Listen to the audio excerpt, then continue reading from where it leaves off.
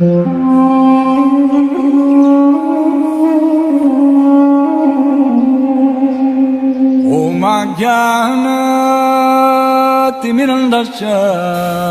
I am stressing. हरे कृष्णा।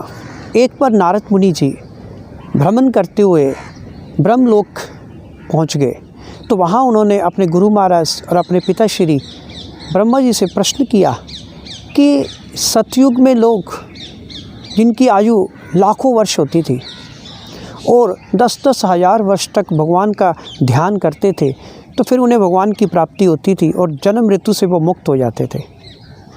और उसके बाद त्रेता युग, और त्रेता युग में लोगों की उम्र 10-10 हज़ार वर्ष होती थी, तो वो हज़ारों वर्ष यज्ञ करते थे और तब उन्हें भगवान की प्राप्ति हो जाती थी और जन्म मृत्यु से वो मुक्त हो जाते थे।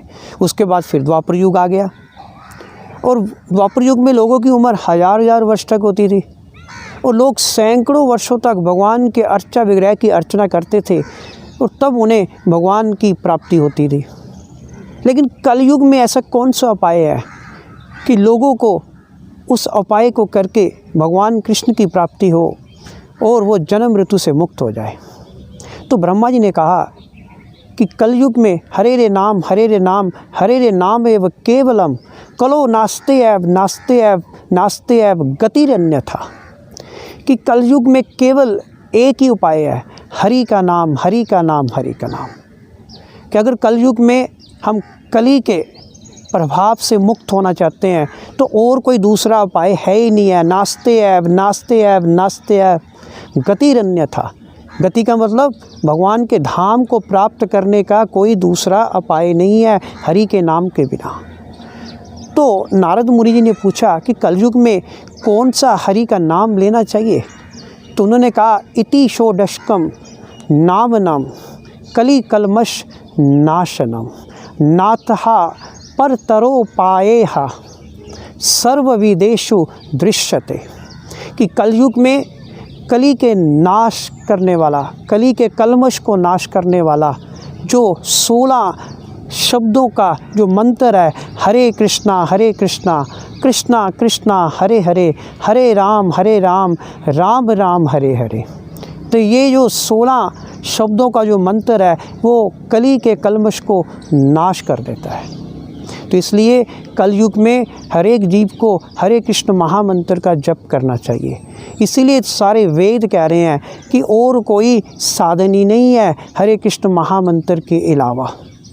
तो यहाँ तक भी कली संतरण उपनिषद में लिखा हुआ है कि जो कलयुग में हरे कृष्ण महामंत्र का जप करता है और अपने जीवन काल में 3.5 करोड़ बार हरे कृष्ण महामंत्र का जप करता है, अगर उससे गौ हत्या हो जाए, अगर उससे ब्राह्मण की हत्या हो जाए, या उसने कोई सोना चोरी किया हो, या वो किसी अन्य पाप कर्मों में संलग्न रहा हो, उसे सब उन पाप कर्मों से छुटकारा मिल जाता है।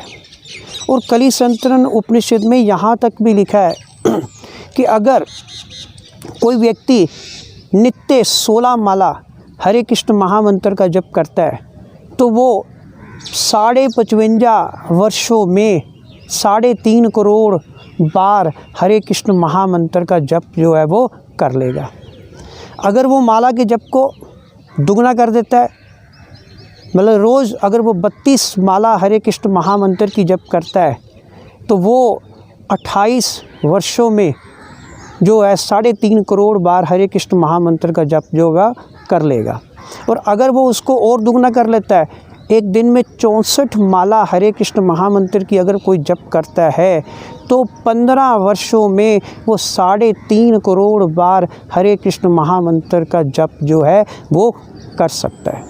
और कली संतरण उपनिषद में यहाँ तक भी लिखा है कि अगर कोई गंभीरता के साथ भक्तों के संग में, शुद्ध भक्तों के संग में 3.5 करोड़ बार हरे कृष्ण महामंत्र का जप अपने जीवन काल में करता है तो उसे इसी जीवन में ही भगवान श्री कृष्ण के दर्शनों की प्राप्ति हो जाती है।